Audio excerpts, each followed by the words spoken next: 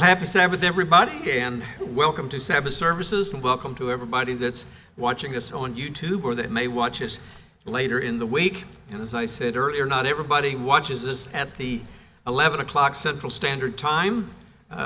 Gets watched all the way around the world, different times of the day.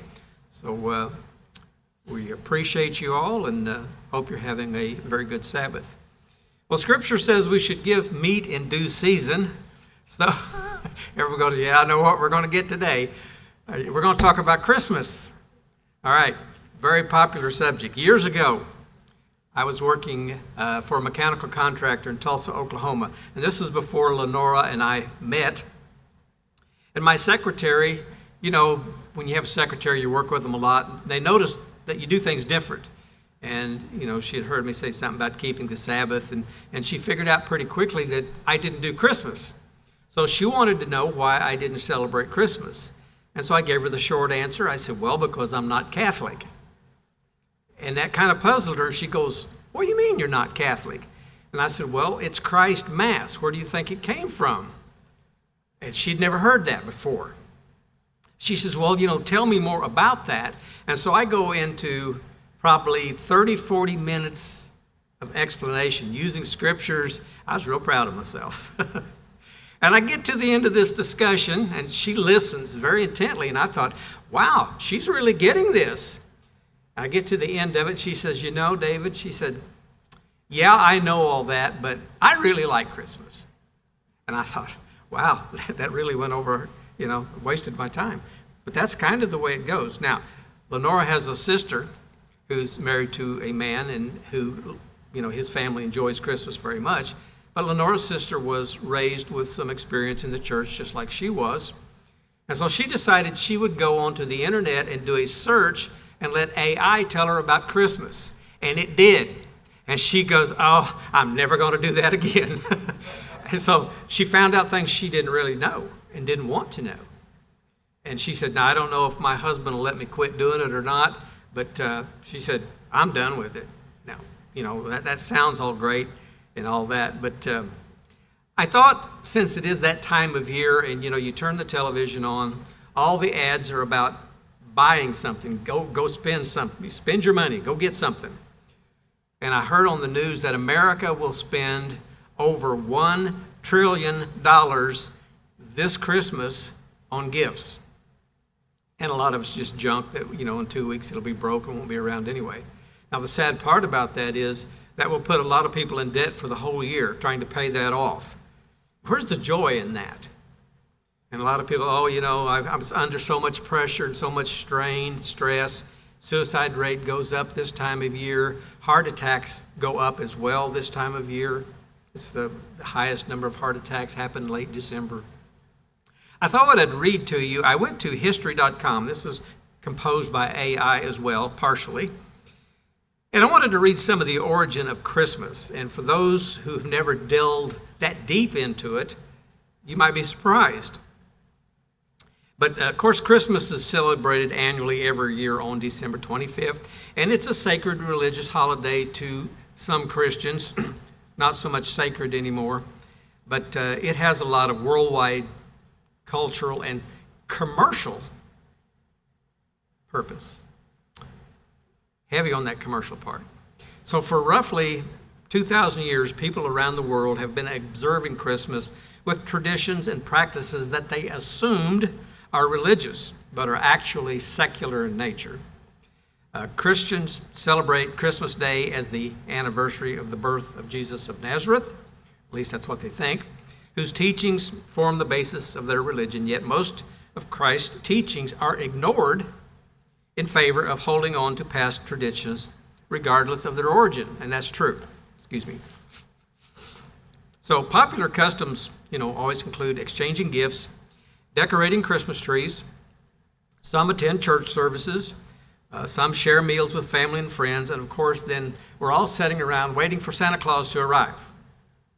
He never comes to my house.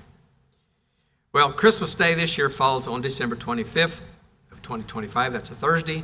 And it's been a federal holiday in the United States since 1870. But it wasn't always so. So how did it start? for a Christian to celebrate something, they ought to really know how it started and if that beginning is true or not. So it started in the middle of winter. It's been a long time celebration around the world. Now, this was centuries before the arrival of Jesus Christ. So this goes way, way back before Jesus was even born. Early Europeans, they celebrated the light and birth in the darkest days of winter. Many people rejoiced during the winter solstices when the worst of the winter was behind them. Now, different parts of the world, the seasons move a little bit different than they do here in central United States. So the worst of the winter was behind them by December 25th, and they could look forward to longer days and extended hours of sunlight. Now, you got to remember, the pagans thought that when winter came, the earth was dying, that all the trees, all the plants, everything was turning brown. And so what doesn't turn brown in the wintertime when everything else does? The evergreen tree, okay? So in Scandinavia, the Norses celebrated Yule for several days starting on the winter solstice, which is always around December 21st or 22nd, in recognition of the return of the sun. Fathers and sons would bring home large logs and set them on fire. The people would feast until the logs burned out, which could take as long as 12 days. Where do you think the 12 days of Christmas comes from? It's the length of time it took these logs to burn out. The Yule log, okay? So the Norse believed that each spark from the fire represented a new pig or calf that would be born during the coming year. Nothing superstitious about that, right? Got an itchy nose this morning. So the end of December then was a perfect time for celebration in most of Europe. At that time, most of the cattle were slaughtered so that they didn't have to feed them during the winter. Now, back then they didn't have, the means of putting up hay and things in bulk the way we do today. So it was the only time of year then when they would have a fresh supply of meat. They didn't have refrigeration. They either salted the meat to keep it or whatever. So they butchered a lot in the wintertime. But in addition to that, most wine and beer made during the year were finally ready for drinking. And so guess what happened in the wintertime? Here's where your drunken festivals come from, because the beer and the wine is now ready. So in Germany, people honored the pagan god Odin, O-D-I-N, and that was during the midwinter holiday. Germans were terrified of Odin, and they believed he made nocturnal flights through the sky to observe his people and then decided who would prosper or perish. And because of his presence, many people chose to stay inside. Now, it couldn't have been because it was cold outside that they stayed in, because they were afraid Odin would see them. So in Rome, where the winters were not as harsh as those in the far north, people celebrated Saturnalia in honor of Saturn. And he's the pagan god of agriculture. So beginning in the week leading up to the winter solstice and continuing for a full month, Saturnalia was a hedonistic time when food and drink were plentiful and the normal Roman social order was turned upside down. Remember, the beer and wine's ready. For a month, enslaved people were given temporary freedom and they were treated as equals. Business and schools were closed so that everyone could participate in the holiday festivities. Now, this was long before Jesus Christ is even on earth. Around the time of the winter solstice, Romans also observed Juvenalia, and that's a feast honoring the children of Rome. In addition, members of the upper class often celebrated the birthday of Mithra, the god of the unconquerable sun, on December 25th. It was believed that Mithra, an infant god, was born from a rock. Okay. For some Romans, Mithra's birthday was the most sacred day of the year. So, is Christmas then the day that Jesus Christ was actually born? In the early years of Christianity, Easter was the main holiday, and I actually covered that in about part 2 of our Bible Origins, A Journey Through Time. And the first recorded Christmas, and it was brought in by the Church of Rome, they celebrated the birth of Jesus, and it was about AD 336, so this would have been in the time of Constantine. Some historical evidence suggests the observance dates back as far as the 2nd century, but certainly by the 4th century, Roman church officials had decided to institute the birth of Jesus as a holiday. So who did that? The Roman church. Yet the Bible does not mention a date for Christ's birth. And this is the fact that the Puritans point out later to do away with Christmas. So when the Puritans first came to America, it was illegal to even demonstrate the Christmas spirit in America. Some evidence suggests that Jesus' birth might have occurred in the spring or fall. Now, depending on what historian you're looking at, sometimes they're not that well acquainted with scriptures, and so they don't get that right. But why would shepherds be herding in the middle of the winter? Because they didn't leave their sheep out in the middle of the winter, okay? So Pope Julius I chose December 25th. So this was chosen by the Pope. It's commonly believed that the church chose this date, now listen to this carefully, in an effort to adopt and absorb the traditions of the pagan Saturnalia festivals. First called the Feast of the Nativity, and the custom spread to Egypt by 432, and it didn't spread to England until about the 6th century. But by holding Christmas at the same time as traditional winter solstice festivals, church leaders increased the chances that Christmas would be popularly embraced, but gave up the ability to dictate how it was celebrated. So once you let something come into a church, they're going to celebrate it however they want. So by the Middle Ages, Christianity had, for the most part, replaced pagan religion, but retained most of the customs brought in by the pagans. Now, what do you think God thinks about that? We'll talk about that in a little bit. So on Christmas, believers attended church, then celebrated raucously in a drunken, carnival-like atmosphere similar to today's Mardi Gras. You go to church and then you just kind of cast off everything they taught you in church and celebrate raucously. Now, if you know anything about the real background behind the word raucously, they were basically drunken orgies, okay? That's what they were. Each year, a beggar or student would be crowned the Lord of Misrule, and the eager celebrants played the part of his subjects. The poor would go to the houses of the rich to demand their best food and drink, and if the owners failed to comply, their visitors would most likely terrorize them with mischief. So where do you think trick-or-treat comes from? It's the same tradition. So Christmas became the time of year when the upper class would repay their real or imagined debt to society by entertaining less fortunate citizens. So then Christmas gets canceled in the early 17th century. A wave of religious reform changed the way Christians celebrated in Europe. When Oliver Cromwell and his Puritan forces took over England in 1645, they vowed to rid the country of decadence, and as on part of their effort, they canceled Christmas. So it wasn't a very Christian festival, okay? They wanted to get rid of the decadence. So after Cromwell's death, King Charles II was restored to the throne in 1660, and with him came the return of the popular holiday. Not a holy day, it's a holiday. So the Pilgrims, the English separatists who came to America in 1620, were even more orthodox in their Puritan beliefs than Cromwell. And as a result, Christmas was not a holiday in early America from 1659 to 1681. Now, they don't keep it out very long. I mean, that's a pretty short date, less than 30 years. The celebration of Christmas was actually outlawed in Boston, and anyone who exhibited the Christmas spirit was fined 5 shillings. Now, that was probably a lot of money back then. We don't even know what a shilling would be worth today.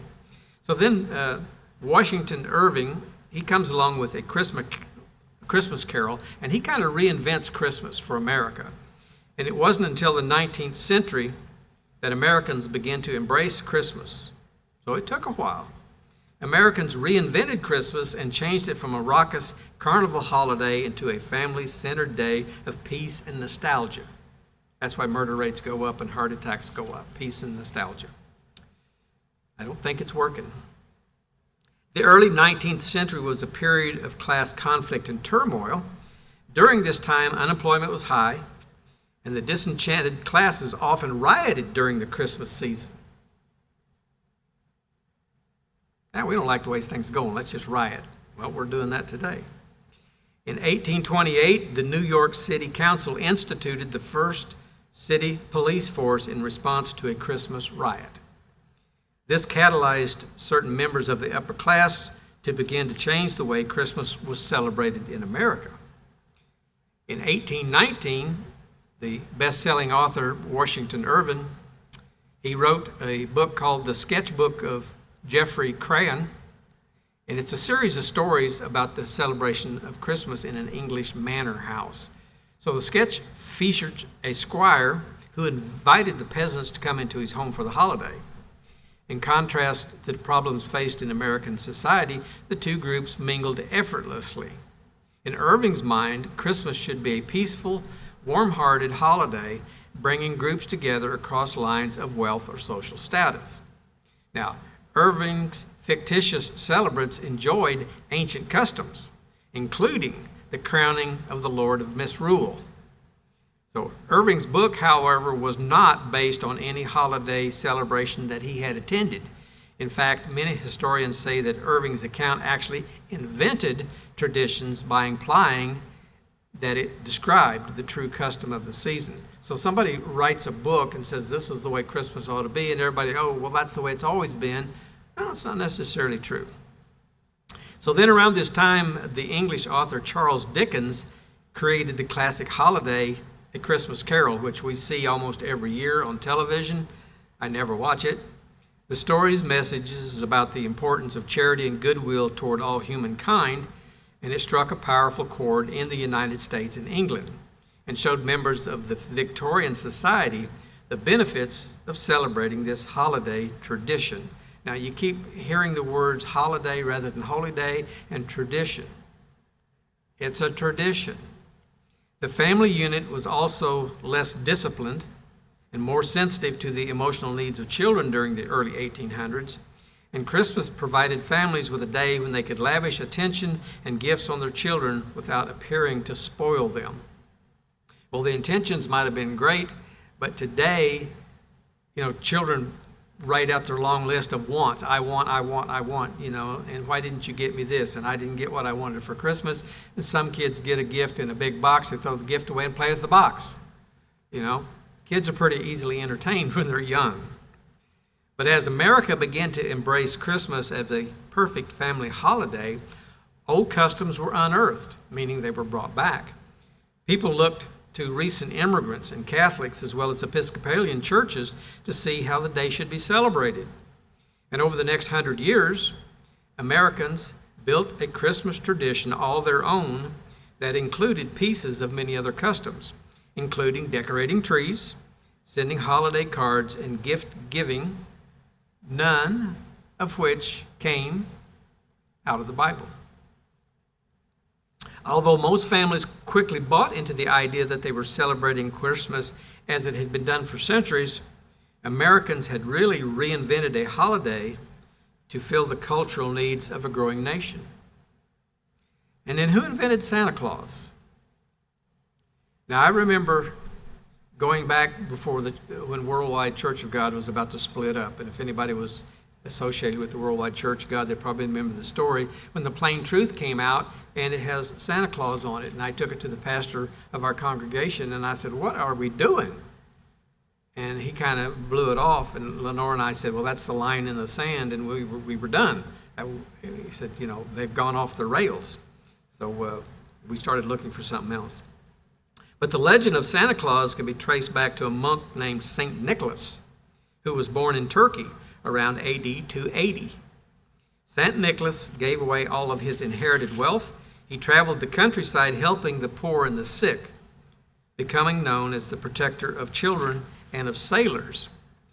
So St. Nicholas first entered American popular culture in the late 18th century, and this happened in New York, when Dutch families, immigrants, gathered to honor the anniversary of the death of Sint, S-I-N-T, Nicolaas, and that's Dutch for St. Nicholas, or Sinterklaas for short, and from that came Santa Claus, and that's where he got his nickname.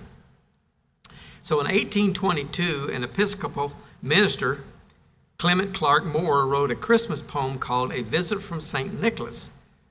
But nobody knows it by that name. We know it by "'Twas the Night Before Christmas." That's the first line. And the poem depicted Santa Claus as a jolly man who flies from home to home on a sled driven by reindeer to deliver toys. And so the iconic version of Santa Claus as a jolly man in red and white beard and a sack of toys was immortalized in 1881 when political cartoonist Thomas Nast drew on Moore's poem to create the image of Old St. Nick that people know today. So kind of summarize some of what I just read. Each year there's 25 to 30 million real Christmas trees sold in the United States alone. Real ones. That doesn't include the fake ones. There's about 15,000 Christmas tree farms in the United States. It takes between 4 to 15 years to grow one tall enough to sell it. So in the Middle Ages, Christmas celebrations were rowdy and raucous, a lot like Mardi Gras parties. And I put a little note here, how does that depict or honor Christ in any way? It doesn't. When Christmas was canceled from 1659 to 1681, the celebration was outlawed. Christmas was declared a federal holiday in the United States on June 26, 1870. Now, people like a day off. You know, it's fun to get together with family. We do that on Thanksgiving. But when I gave the Thanksgiving sermon, you know, people just call it Turkey Day now. We've stopped being thankful.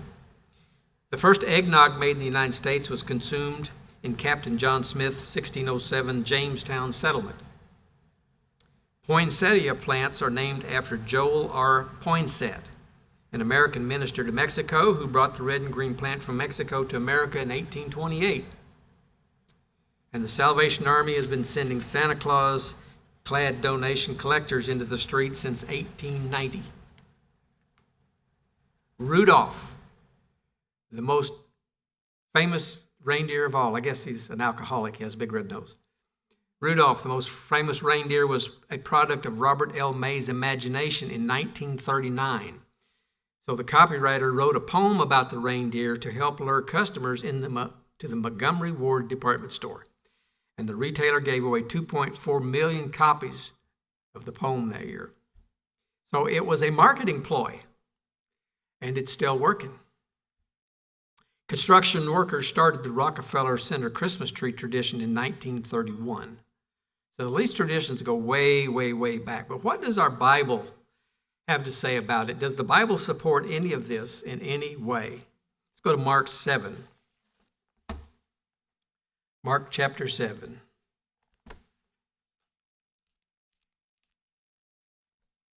In verse 5. This has to do with traditions.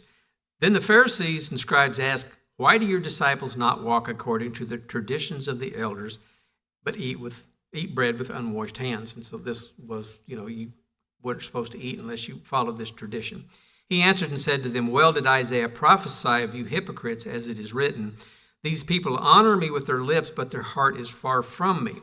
And in vain they worship me,'" and this is the point that I want to make, "teaching as doctrines the commandments of men." So Jesus Christ would say that's vain worship when we're just teaching traditions or doctrines of men. "For laying aside the commandment of God, you hold the tradition of men." And of course, this was a ritual, the washing of pitchers and cups, and many other such things that you do that had nothing to do with worshiping God. And he said to them, too well you reject the commandment of God that you may keep your traditions." And so we have a similar story then in Matthew 15, verse 7. And they're referring to slightly different things. Matthew 15, verse 7, and Christ calls them hypocrites. He said, "Well did Isaiah prophesy about you?" And he says the same words, "These people draw near me with their mouth, they honor me with their lips, but their heart is far from me. And in vain they worship me, teaching as doctrines the commandment of men." And each one of those passages has a little bit different context. One of them actually has to do with honoring your father and mother, and it talks about making the commandment of no effect. And the other has to do with the traditions of not washing their hands in a certain way before they ate. But, we have a lot of traditions in Christianity that, if people don't do, they think, "Oh, you're not a Christian." And so when my secretary asked me why I didn't keep Christmas, she's not the first one that's asked me that when I worked at Missouri State University. one of the directors asked me, why don't you come to the Christmas party? And I just said, I am a Christian, but it's not part of my faith. And being a state institution, they can't pry too deeply. And they just said, okay, and let it go. So, but traditions get established quite often that have nothing to do with proper reverence or worship of God or Jesus Christ, either one. So what about the Christmas tree? That's one of the most popular items, and people run out and they've got to have the Christmas tree, and they bring them into the office and everything else. And yes, it can get a little awkward, if everybody around you's bringing the Christmas trees into their office and want to know why you're not participating. I just had something else to do, and I would just disappear. So let's go to Jeremiah 10. This gets read quite a bit, and it does have to do with idols. Jeremiah 10 and verse 2. Thus says the Lord, do not learn the way of the Gentiles. Where did all of these traditions that are involved in Christmas come from today? They came from the pagan Gentiles. Do not be dismayed at the signs of heaven, for the Gentiles are dismayed at them. This has to do with astrology. Okay?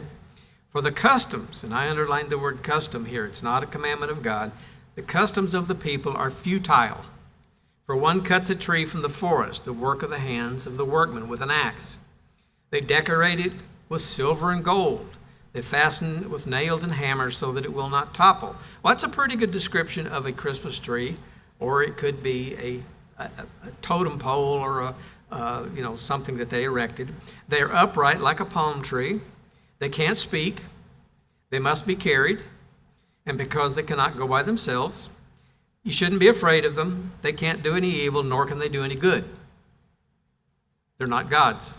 Stop worshiping them. So how would God then look at such an item that's used, to set apart a false birthday for Jesus Christ? God gives us 7 annual holy days. Lenora was talking to somebody about, you miss out on Christmas. And she says, no, we have lots of days. We have 8 days at the feast, and we have these other holy days. Said, you guys are the ones that's missing out. Says, and we're not going into debt for Christmas and all this other stuff. Let's go to Exodus 20.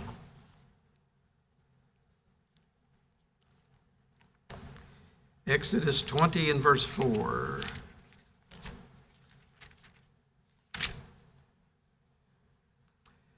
You shall not make for yourself a carved image, any likeness of anything that's in heaven above, or it's in the earth beneath, or that's in the water under the earth. So Christmas trees are covered with likenesses of images of everything you can imagine, including an angel on top of the tree. They are, aren't they? You shall not bow down to them nor serve them, for I, the Lord your God, am a jealous God, visiting the iniquity of the fathers upon the children to the 3rd and 4th generation of those who hate me, but showing mercy to thousands, to those who love me and keep my commandments. So what does the Bible actually say about Christ's birth? Is it actually in the Bible? I know there's a genealogy of Jesus Christ in Luke, but there's only one place, and it's in Luke as well, that gives Jesus' approximate age when he began his ministry. And so this is the one that we use to kind of back into when Jesus was born. And we don't have an exact date, and we don't need it. It's not important. Luke chapter 3, verse 23. Now, Jesus himself began his ministry at about 30 years of age. So at about 30 is not an exact, it's on this day, but it's the only passage in the Bible that gives Christ's age in a number when he began his ministry. But using some work from people who study the Bible, it's agreed that Christ's ministry was for 3.5 years. We have references to some prophecies that he'd be cut off midweek, and so each year then is a day, so 3.5 years. And I'm going to read this research.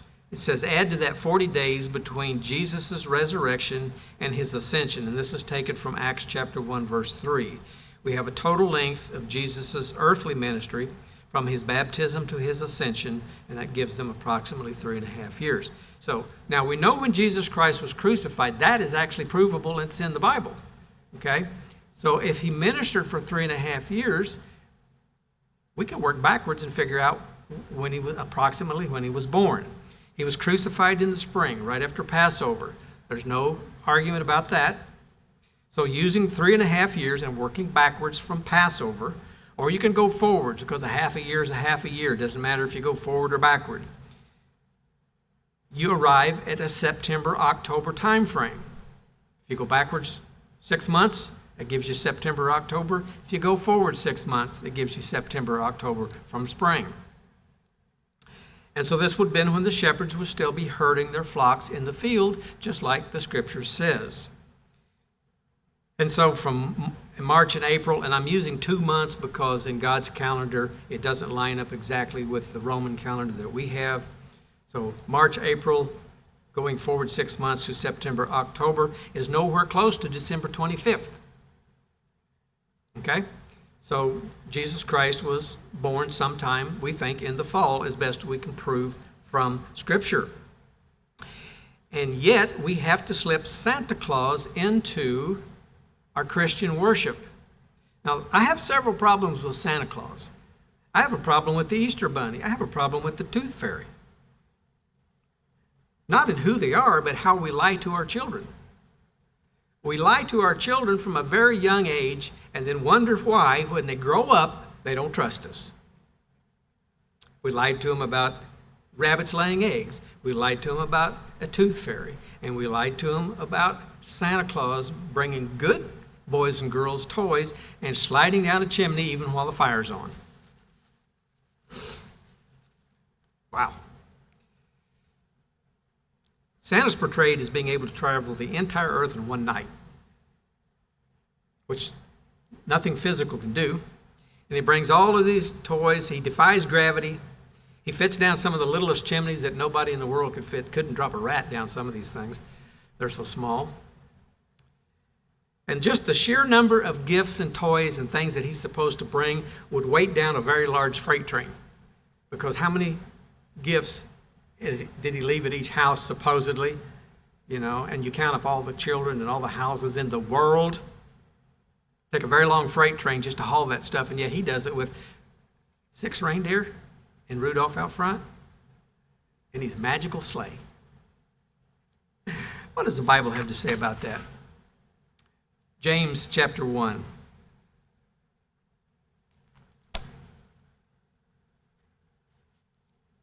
I don't think we ought to lie to our children, do you? I think we ought to tell them the truth. Don't try to replace God with Santa Claus. We lie to our kids about all these fake things, but we don't teach our kids about God. And then we wonder why they turn out the way they do. James chapter 1, verse 16, "Do not be deceived, my beloved brethren. Every good gift and every perfect gift is from above." And no, that's not Santa Claus. "And comes down from the Father of lights, with whom there is no variation or shadow of turning." And God doesn't change. You can depend on him. He's the same today and forever. And he's not a Santa Claus. All the blessings of the world, all the blessings of life that we have, of food, clothing, shelter, protection, knowledge, wisdom, all the things that God can pour out on us come from God. It doesn't come from a little fat guy in a red suit. But Satan has a replacement for everything, including God. And Santa Claus is Satan's replacement for God. Easter, Christmas, Halloween, all of these things are a replacement for God's holy days. So Satan replaces all the things that God gives us, and he comes up with traditions of men to replace the commandments of God. Let's go to 1 Corinthians chapter 10.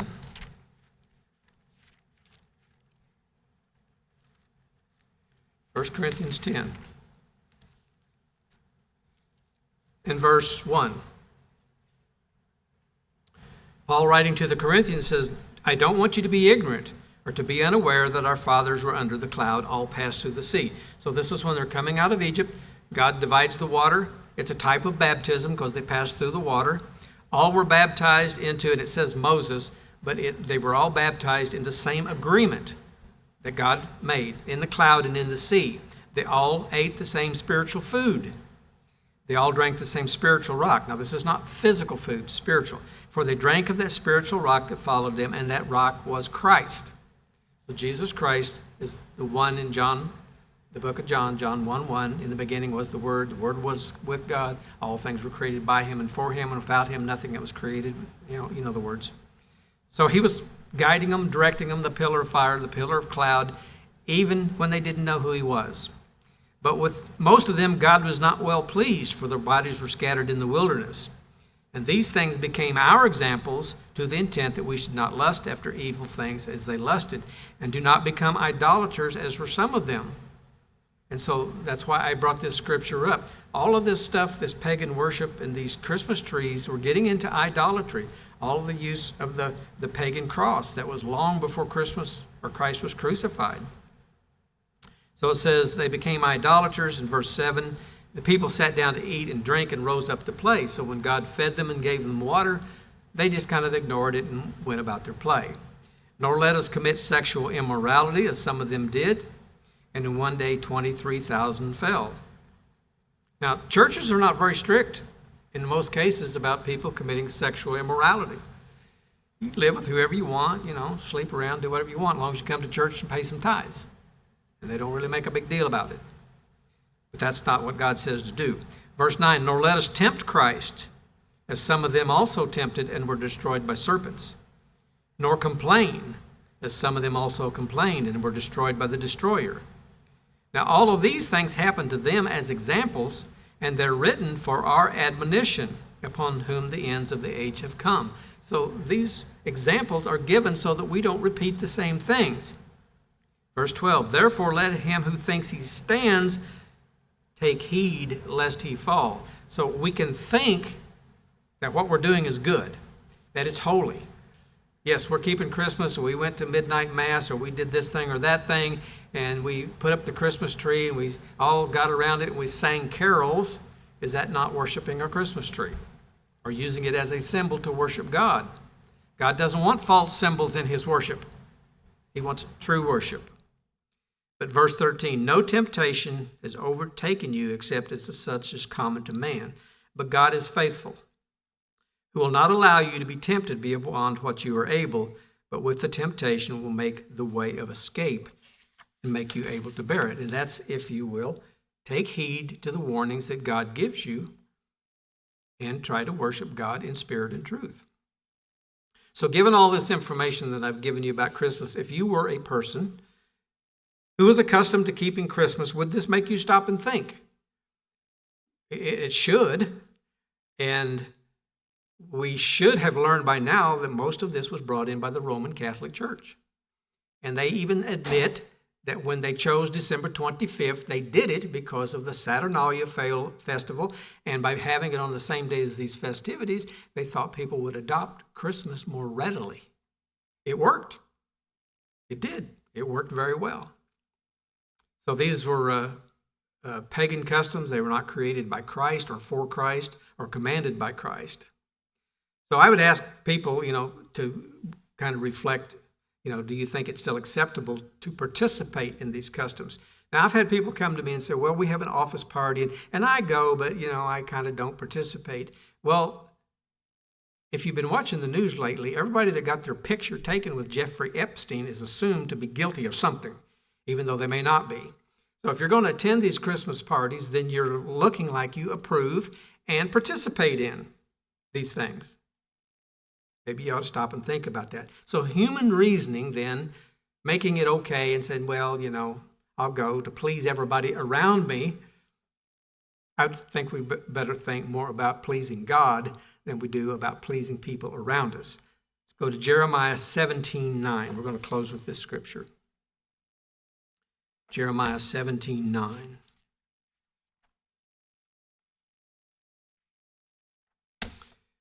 The heart is deceitful above all things, desperately wicked. Who can know it? Sometimes we don't even know our own heart or our own intentions or our own minds.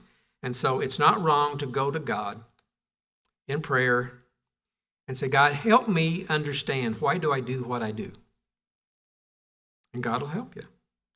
Why do I think on these things that I shouldn't think on? And here's what God says in verse 10. I, the Lord, search the heart. I test the mind, even to give every man according to his ways, according to the fruit of his doing. So in Revelation, when Jesus Christ returns, he says, I bring my reward with me, and he will reward those who have done well. But false worship will always be false worship, false praise. No matter how we human rationalize it, it's still false praise. And it's not worth offending God with things that are false and not true. And doing it just so we can fit in with our family or fit in with someone else. You're going to have to take a stand at some point and decide, which side of the fence am I on? And I've watched people 40 or 50 years that try to slide back and forth across the fence depending on the situation. We need to be firm in what we believe and what we teach and what we understand. And maybe the next time someone asks you why you don't keep Christmas or why you didn't come to the family Christmas party, you might simply say the simple answer. Well, I'm not Catholic. And from my study, it looks like the Catholic Church brought all of this in. So I'm not comfortable with that. And if they dig further, you can say, well, look, I've looked into the backgrounds of this. There's a lot of things in this Christmas celebration that doesn't come out of the Bible, that doesn't truly worship God. And if they push it farther, you can, just tell, look, I'm trying to do the best I can, and I'm trying to worship God in spirit and truth.